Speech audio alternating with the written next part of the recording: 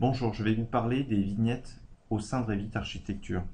Cette fonction qui existe depuis maintenant quelques versions dans Revit va vous permettre de plaquer notamment un logo ou une image sur une surface, quelle qu'elle soit, horizontale ou verticale.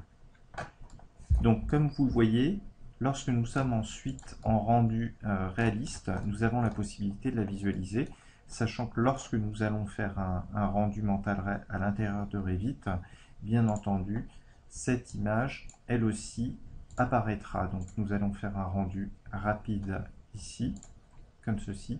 Vous allez constater que nous allons retrouver cette image plaquée sur notre mur. Donc vous pouvez constater que lorsque nous faisons un rendu mental ray, nous récupérons cette vignette directement dans notre image. Alors, comment est-ce qu'on crée une vignette? Donc pour créer une vignette, c'est très simple. Dans le menu Insérer, vous avez une option vignette. Nous allons créer un type de vignette. Et ici, nous avons la possibilité de créer une nouvelle vignette. Donc ici, nous allons créer logo Autodesk. C'est fait. Maintenant, nous allons récupérer l'image correspondante que nous souhaitons plaquer dans cette vignette.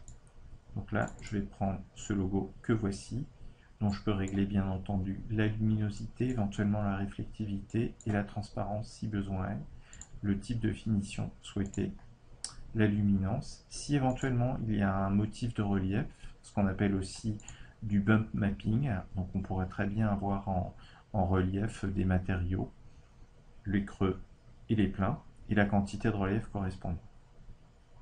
On pourrait aussi définir un fichier de découpe qui permettrait d'avoir une découpe tout autour de ce logo. Une fois que le logo est créé, eh bien on va tout simplement, toujours à partir du menu Insérer, placer une vignette.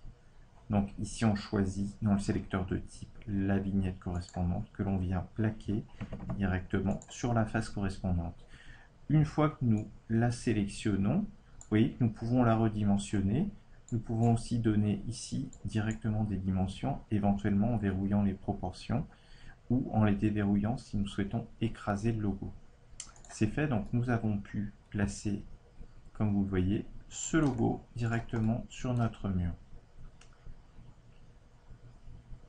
L'un des défis auxquels nous allons être confrontés ensuite, c'est pouvoir récupérer ces logos lors d'un calcul d'image au sein d'un autre logiciel du type 3ds Max. Par défaut, 3D Studio Max ne va pas récupérer les vignettes dans Revit. Donc l'une des seules solutions pour pouvoir visualiser notre projet avec donc ces vignettes sur le mur va consister à exporter un FBX et ensuite venir ouvrir ce projet au sein d'un outil comme Navisworks, puisque 3D Studio Max Design ne supporte pas les vignettes de Revit. Donc pour cela, nous allons basculer dans Navisworks et nous allons venir ouvrir notre fichier exporté que voici en FBX. Le voilà.